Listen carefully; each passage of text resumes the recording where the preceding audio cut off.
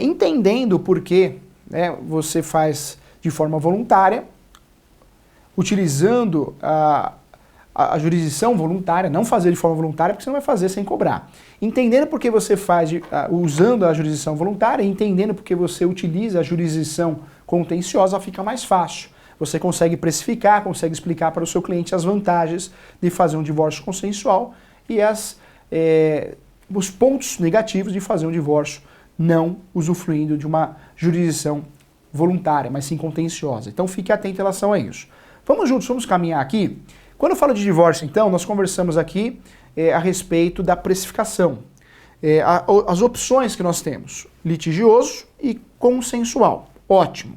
Explicamos também que o Brasil ele é dividido, né, a jurisprudência brasileira, no que diz respeito ao Poder Judiciário, tem alguns juízes, alguns estados que eu faço dentro do divórcio, eu discuto tudo, já pensão alimentícia, visita, e tem juízes, muitos juízes que entendem que não, tem que ser separado. Vai dependendo de você advoga, liga no cartório, bate um papo com um funcionário, o escrevente, né? Alguns chamam de escrevente, outros de escrivão, o técnico, o analista, quem você encontrar simpático lá, bate um papo que ele vai te explicar qual é o entendimento do juiz naquela determinada região, ok? Falo isso com muito carinho porque se você advoga na sua região é mais fácil, normalmente você já sabe.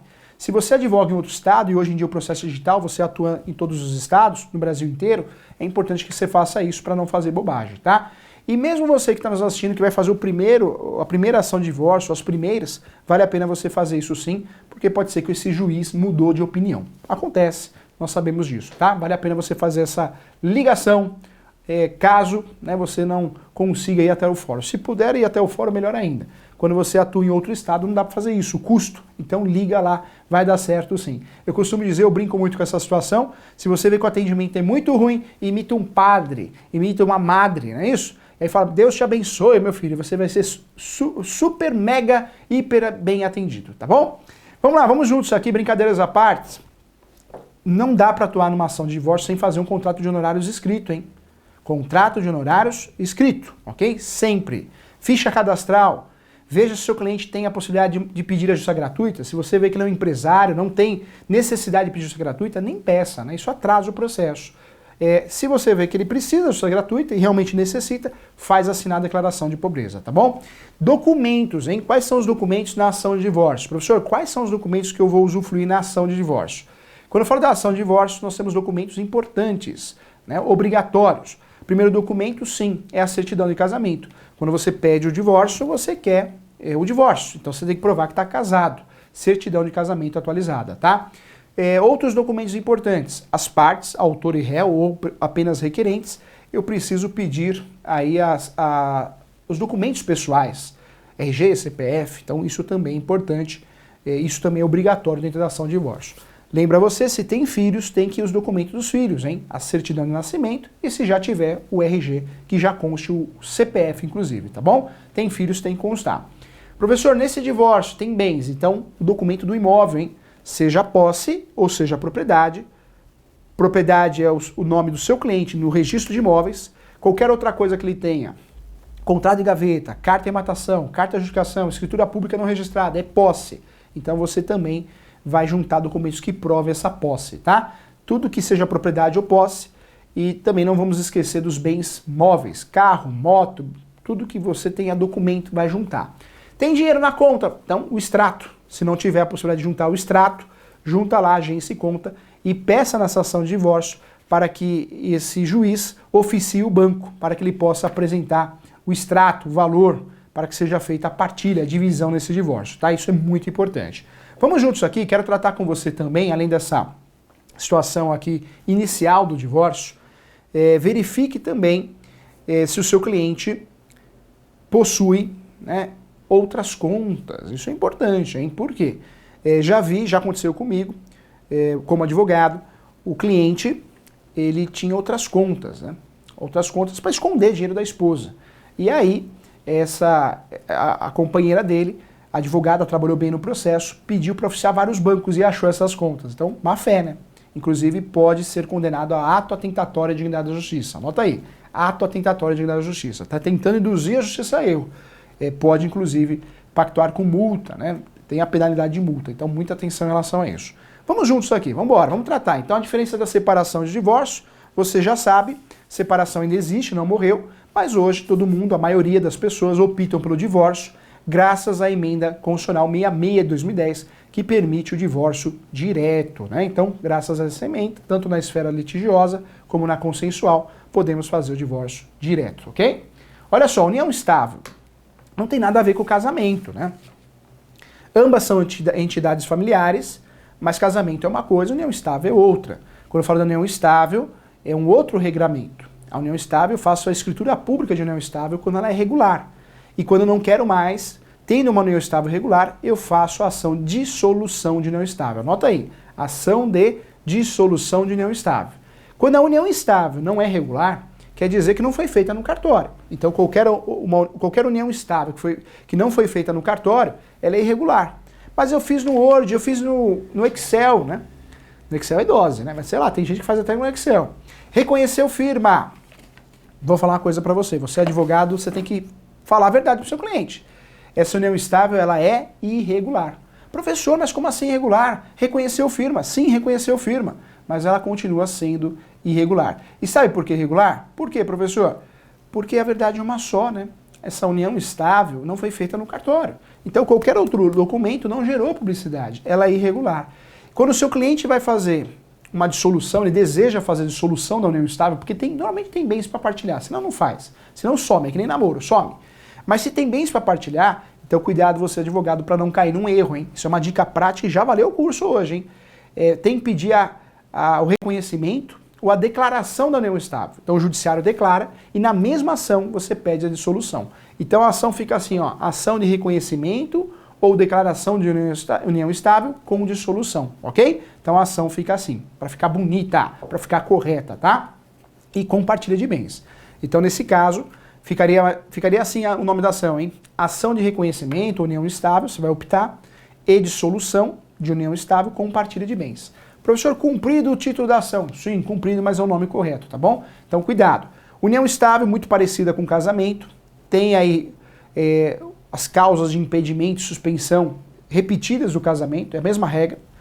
Nós temos regimes do casamento e os regimes da união estável são os mesmos do casamento. Mas a união estável tem algo diferente, hein? É um relacionamento público, tem que ser público, duradouro, mas não exige a coabitação. O casamento exige a coabitação, união estável não. Então se liga nisso, tá? A união estável não exige a coabitação. Não precisa morar juntinho, né? Pode morar cada um na sua casa e pode ser uma união estável. Sei lá, o que vale a felicidade. Vamos lá, vamos bater um papo ainda aqui sobre união estável. Então, para não errar, hein?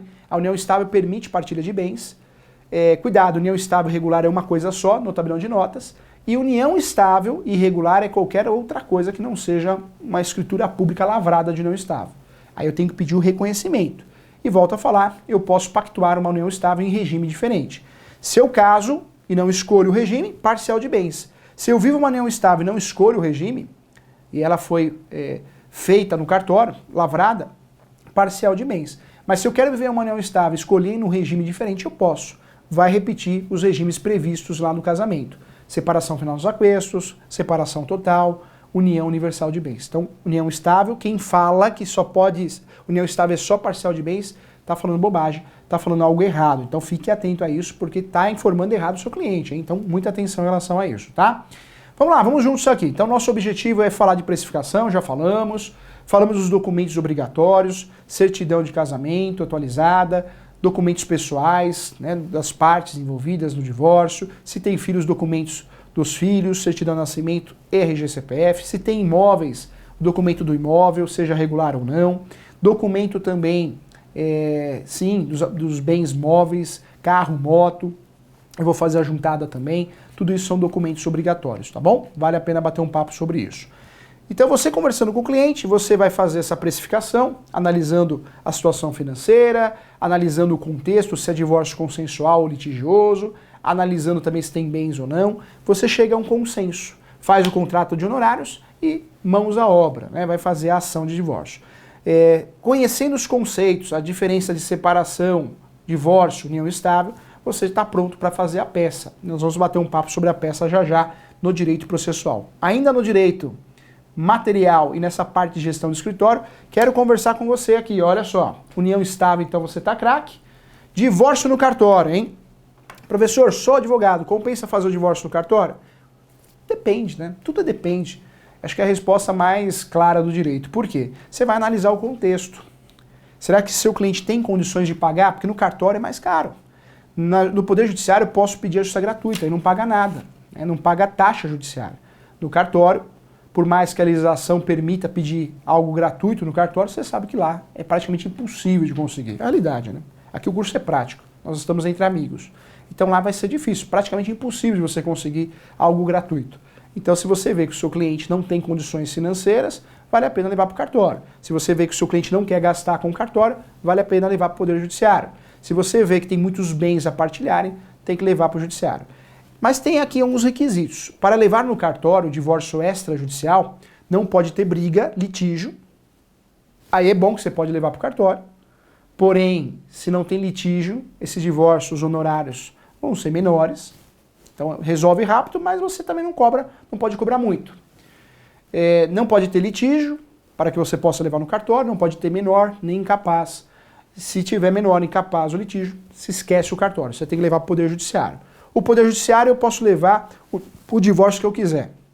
E não é facultativo, hein? Tem muito advogado que fala cada bobagem.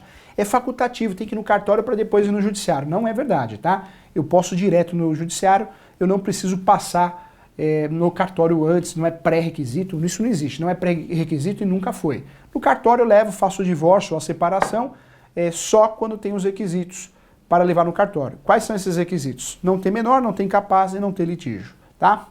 Vale a pena dizer, esclarecer que lá o custo é maior, ainda mais tem bens no meio, o custo é maior. Então fique atento em relação a isso. Vamos caminhar então, ó, no cartório é uma opção sua, hein? Lembrando que no cartório só vou ter o divórcio consensual, né? E se tiver muitos bens, vai ficar caro esse divórcio, hein? Vai ficar caro, porque o valor cobrado no cartório é com base no valor dos imóveis, dos bens, do conjunto, do patrimônio. Também acontece com o valor da causa. O valor da causa é com base também no patrimônio. Mas em São Paulo, 1% do valor da ação, outros estados chega até 4%. Talvez, mesmo em São Paulo, outros estados, dependendo da quantidade do patrimônio do seu cliente, compensa levar para o Poder Judiciário do que fazer no cartório. É mais célere, mas o custo é maior, é mais oneroso, tá? Então se liga nisso também. Vamos tratar da parte processual agora? Vamos juntos? Endereçamento, cuidado, tá? Você que vai fazer a ação de divórcio, se você advoga no interior, numa região, município pequeno, normalmente nós não temos uma vara especializada. É a vara civil que resolve tudo, faz os capião, faz direito de família. Então você vai mandar para a vara civil. Agora, se não tiver a vara civil, ou melhor, ter a vara civil sempre vai ter, né? Mas se tiver a vara especializada de família e sucessões, é para lá que você vai mandar. Então o endereçamento do divórcio é para onde que eu vou mandar, professor? Sempre para a vara de família e sucessões. Na falta dessa vara, porque não tem naquele determinado município, por ser um município pequeno, vai para a vara civil, tá? Então fique atento. Qualificação. Fique esperto, hein? Porque na qualificação, para, pensa, respira. Se você está fazendo um divórcio consensual, tem um modelinho aí que o professor deixou à sua disposição. Não tem réu, hein? Não tem réu, é consensual. Os dois estão requerendo o divórcio, então não tem réu. Os dois estão querendo o divórcio. O primeiro divórcio que o professor foi fazer na vida foi consensual. E eu coloquei autor e réu. Estava errado, porque se os dois querem o divórcio, não tem réu. O juiz só vai homologar. Então, requerentes, não tem réu, tá? Não tem citação. Então, fique esperto em relação a isso. Quando o divórcio é litigioso, na qualificação, você vai colocar o autor, quem te contratou, em face do réu. Em face do réu. Aí tem citação. Então, já é a dica de ouro. Isso aqui já valeu o curso aqui, hein? Cuidado com essa qualificação para não errar, tá bom? Então, importante aqui também. Quando eu falo dos fatos, cuidado, tá? Não adianta encher linguiça, hein? Tem advogado, advogada que é irritante, hein? O judiciário sabe disso. Explica a história que se conheceram no corredor da faculdade, tomaram sorvete, mas como tinha pouco dinheiro, dividiram uma casquinha do McDonald's, e aí a primeira briga surgiu ali porque ela mordeu o sorvete, não era... Pô, isso não é algo para se contar dentro da ação, tá? Para com isso, né? Então, resumido, fatos, resumido. O autor obteve um relacionamento, adquiriu um relacionamento, você vai usar os seus termos, mas a forma mais simplificada. Nos fatos, o que interessa é quando começou a relação e quando casou. Pronto, acabou. Teve filhos ou não teve. É isso. Começou a utilizar o nome de casado ou não. continua utilizando o nome de solteiro ou solteira até hoje. Cuidado, tá? Não adianta encher linguiça, hein? Quantos advogados aqui ficam 3 páginas de fatos? Isso é um exagero, é um absurdo, hein? Tá? Acredito que os fatos, no máximo, aí, em 3 parágrafos. No máximo. É muito, hein? Tá? Com 3 linhas no máximo, 4 linhas no máximo. Isso é um exagero e isso é muito ruim para o judiciário, né? Ou melhor, nem vai ler, tá? Então, é a verdade. Então, fique atento aos fatos, resumido, muito resumido, tá? Sem entrar em questões irrelevantes. Se o cliente olhar e falar, mas aqui não contou que o nosso amor começou aqui, que eu namorava um amigo dele, você fala para o cliente que isso é irrelevante. Por mais que a história seja bonita, é irrelevante para o judiciário, ok? E cuidado com isso também, hein? A parte, eu quero ler a peça antes de distribuir. Cuidado. Explique para o seu cliente que o seu trabalho é um trabalho intelectual, que o seu cliente vai ter acesso ao processo. Claro, vai ter que ter uma senha, né? Porque o divórcio é uma ação de direito de família, e a ação de direito de família é uma ação chamada de segredo de justiça. Então o seu cliente só vai ter acesso a esse processo para ver com a senha. E essa senha não é você que fornece a ele. Ele vai lá no cartório buscar essa senha caso ele queira, tá bom? O processo aqui é em segredo de justiça. Então na hora de cadastrar, cadastra lá em segredo de justiça. Quando eu falo dos direitos, também não tem muito o que inventar. Se você está pedindo divórcio direto, tem que mencionar a emenda constitucional 66 de 2010, tá? Tem que mencionar. Então aparece para você, tem que mencionar. Tem que mencionar a lei do divórcio também, né? A lei do divórcio, lei importante aí. Então tem que mencionar a lei do divórcio, 6.515, a lei do divórcio utilizada em relação ao divórcio aqui, lei dos registros públicos aí, né? Olha só a emenda constitucional. Ela é realmente de 2010 e alterou o entendimento aí do artigo 226 da Constituição Federal. Então, importante o divórcio direto. Também você pode mencionar matéria constitucional também. Acho sempre bonito, sempre importante a fundamentação. Então, não dá para inventar muita moda também no fundamento, tá? Menciona a emenda constitucional se for divórcio direto, senão não. Se for separação, você não precisa. Fique atento em relação a isso. Vale a pena falar também que o divórcio, não adianta você viajar na maionese, hein? Não é o direito que você quer, o direito que o seu cliente quer. Quando eu falo divórcio, se um pede divórcio, vai conseguir. Nunca vi alguém fazer uma contestação e falar, não quero divórcio porque eu a amo, porque eu amo. A justiça vai dar o divórcio, tá? Então fique atento em relação a isso. Explica para o seu cliente. Principalmente se o seu cliente for o réu ou aquele que não quer o divórcio. Não tem jeito. Se não quer, não existe mais dois, né? Se não quer, não vai fazer. Não vai acontecer. Então fique atento. Vale a pena lembrar também que vale a pena você conhecer os regimes do casamento. Porque aí você não passa informação boba para o seu cliente e errada, que é o pior de tudo, né? Vamos lá. Regime de casamento, são 4, hein? Parcial de bens, casou, fica com o regime automático, parcial de bens. Se quiser escolher um regime diferente, vai ter que fazer o pacto antinupcial. E aí tem três regimes para escolher. Separação final nos aquestos, um verdadeiro contrato. Você pode determinar bens que vão ser comunicados, unidos ou não. Né? Então é um verdadeiro contrato, pouca gente usa, muito jogador de futebol, artista, que utiliza esse regime, separação final nos aquestos.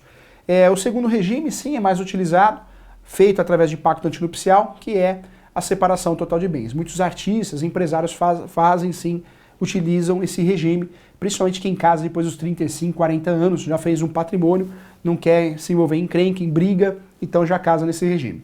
E existe aquele regime do casal totalmente apaixonado, que é o de união universal de bens. Vai misturar tudo. Lembrando que doação e herança não comunica. Doação e herança não comunica, tá? Então fique atento em relação a isso. Cuidado, aqui nós estamos falando de divórcio, hein? Mas existe a ação de nulidade de casamento. Por que muita gente faz essa ação?